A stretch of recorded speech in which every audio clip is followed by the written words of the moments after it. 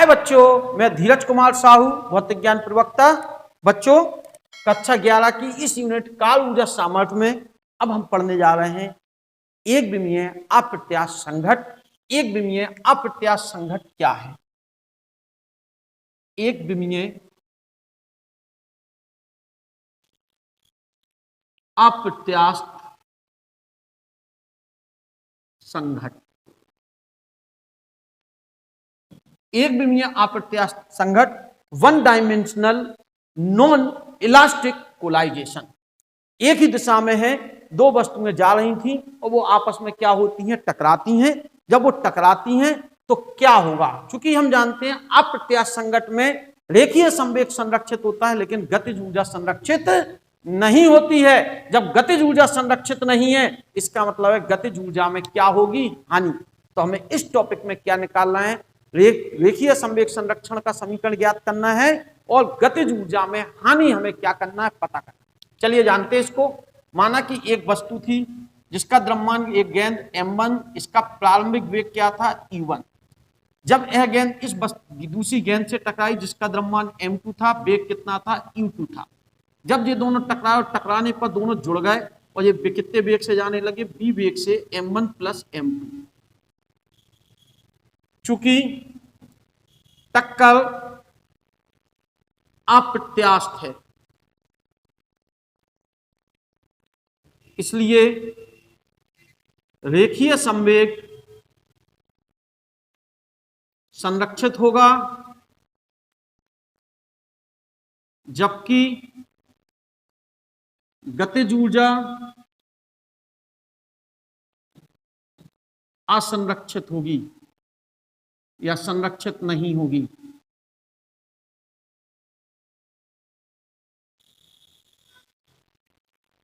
यही लाइन हमने पीछे पढ़ी। तो रेखीय संवेग संरक्षण, तो रेखीय संवेग संरक्षण से क्या पता चला? टक्कर के पूर्व का संवेग एक ही दिशा में है बराबर टक्कर के बाद का संवेग। टक्कर के पूर्व का संवेग m1 u1 plus m2 u2। टक्कर के बाद का m1 plus m2 into v। इससे हमें v पता चल जाएगा m1 u1 plus m2 u2 upon m1 plus m2। समीकरण नंबर 1। अप्रत्यास्थ टक्कर थे इसलिए दोनों पिंड क्या हो गए? दोनों बॉलें आपस में क्या हो गई? चिपक गई। अब गतिज ऊर्जा संरक्षित नहीं है इसलिए टक्कर के पूर्व की गतिज ऊर्जा निकालेंगे।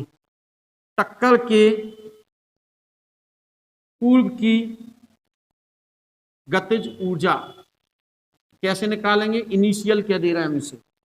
1/2 m u1 square plus 1/2 m2 u2 square. टक्कर के बाद की गतिज ऊर्जा अब निकालें। टक्कर के बाद की गतिज ऊर्जा कैसे निकलेगी? के एफ कहें 1/2 द्रव्यमान हो गया m1 plus m2 into V का स्क्वायर। वी की वैल्यू रख दो। जब हम वी की वैल्यू रखेंगे क्या आएगा? 1/2 m1 प्लस m2। वी की वैल्यू रखेंगे m1 u1 plus m2 u2 upon m1 plus whole square. Solve करने से क्या हो जाएगा? 1/2 m1 u1 plus m2 u2 का होल स्क्वायर और नीचे एक स्क्वायर चढ़ जाएगा, एक कट जाएगा तो एक ही बचेगा m1 प्लस। हमसे कहा गया इस टक्कर में गतिज ऊर्जा में कितनी हानि होगी वह निकालना है। तो अप्रत्यास्थ टक्कर में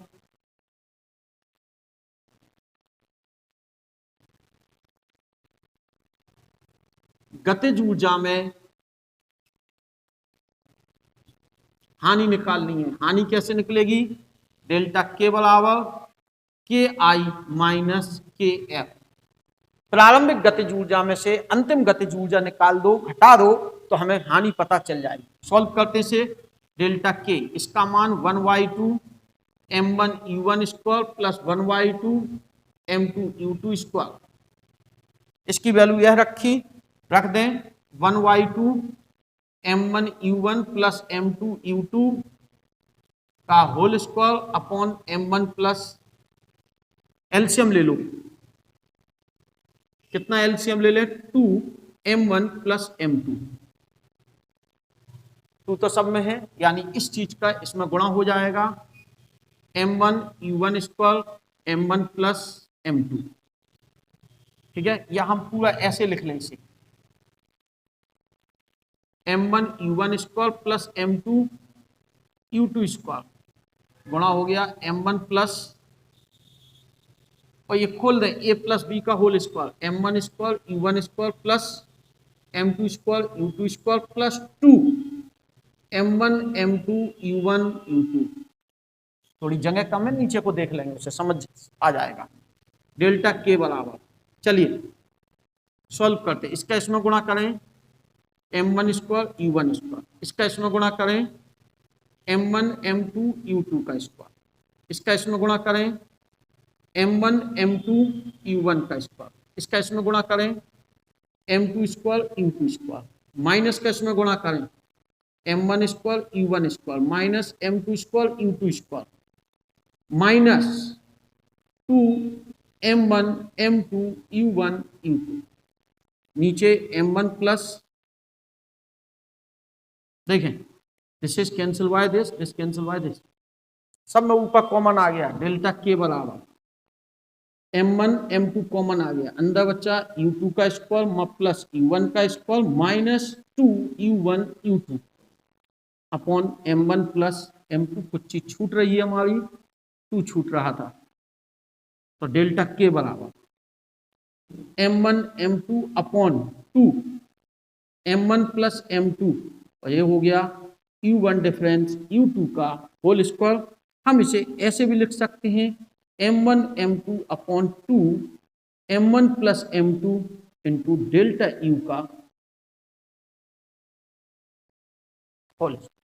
वेग में परिवर्तन का बल है, देख रहे हैं गतिज ऊर्जा में हानि हुई, हमने उस हानि को निकाला, निकाय की कुल इतनी गतिज ऊर्जा में हानि होगी अप्रत्यास्थ टक्कर में, प्रत्यास्थ टक्कर में निकाय की कुल गतिज ऊर्जा में हानि नहीं। हाँ, एक पिंड की गतिज ऊर्जा घट सकती तो दूसरे की बढ़ेगी, लेकिन निकाय की गतिज ऊर्जा में कोई परिवर्तन नहीं होगा, लेकिन अप्रत्यास्थ टक्कर में निकाय की गतिज ऊर्जा में परिवर्तन होगा।